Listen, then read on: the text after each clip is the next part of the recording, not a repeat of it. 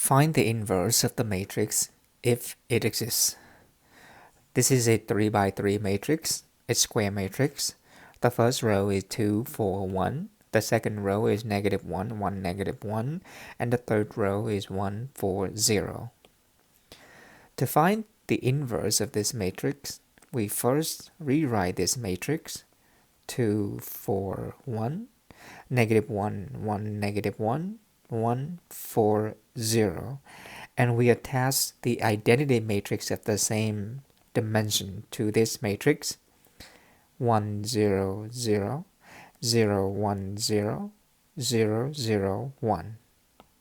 We then perform a series of row operations to turn the first half of this matrix to the identity matrix.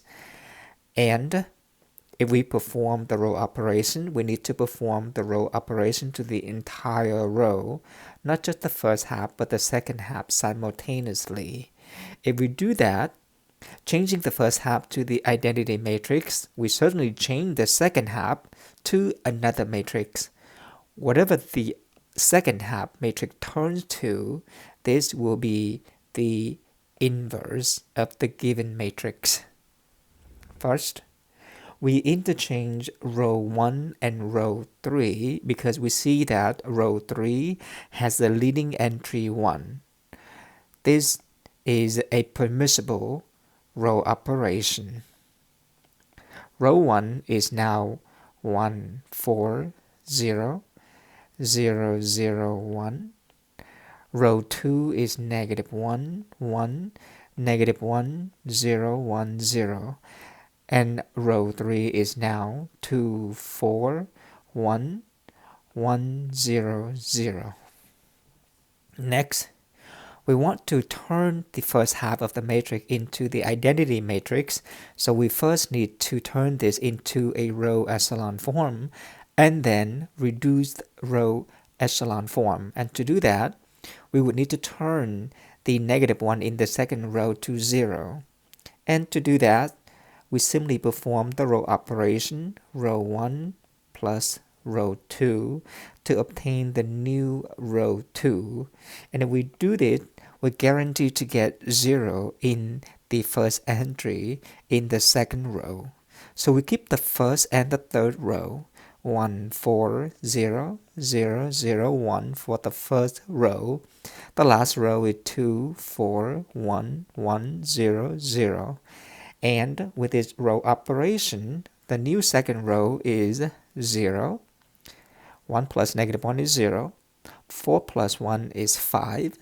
0 plus -1 is -1. 0 plus 0 is 0. 0 plus 1 is 1. And 0 plus 1 is 1. Next, we need to turn the leading entry 2 in the third row to 0. And to do that, we can simply take -2 times row 1 and add to row 3 to get the new row 3. -2 times row 1 will give us -2. -2 times 4 is -8. -2 times 0 is 0. And then 0, 0. -2 times 1 is -2. And then we add it to row 3, which is 2, 4, 1, 1, 0, 0. The new equivalent matrix is therefore 1, 4, 0, 0, 0, 1, 0, 5, -1, 0, 1, 1. And the new row is 0, -4, 1, 1, 0, -2. Next, we want to turn the non-zero entry 5 in the second row to 1. And to do that, a better operation is to add row 2 to row 3 instead of taking row 2 and divide it by 5, because we don't want to introduce any fractions. This means we will take row 2 add to row 3 to get the new row 2.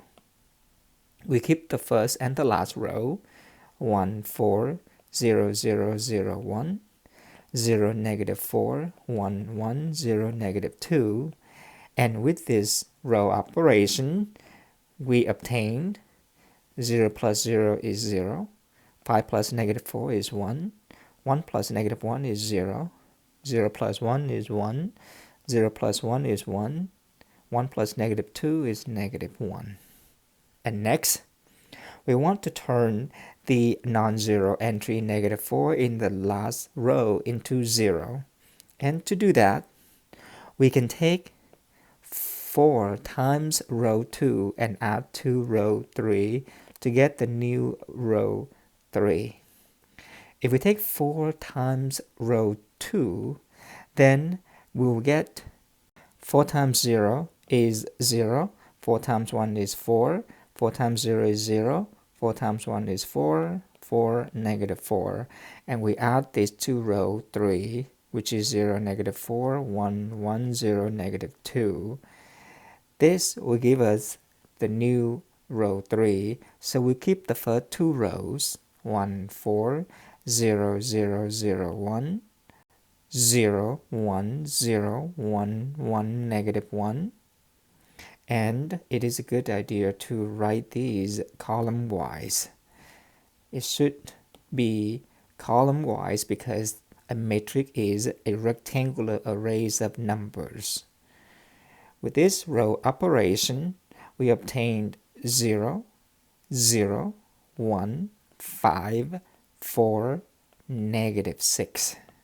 This is not a reduced row echelon form, not yet. Notice that we still have that number 4.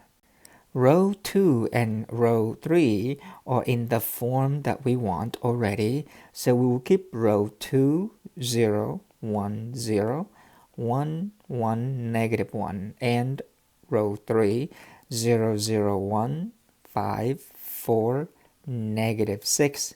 We will need to change row 1.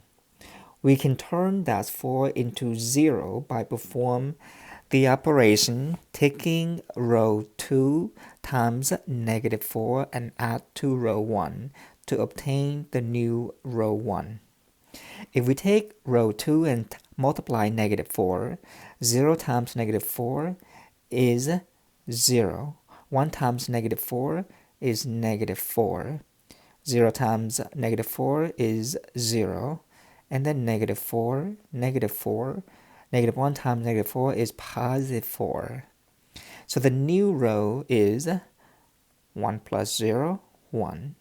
4 plus negative 4 is 0. 0 plus 0 is 0. 0 plus negative 4 is negative 4. 0 plus negative 4 is negative 4. And 1 plus positive 4 is 5. And so, since the first half of this matrix is an identity matrix, the second half is therefore the inverse matrix.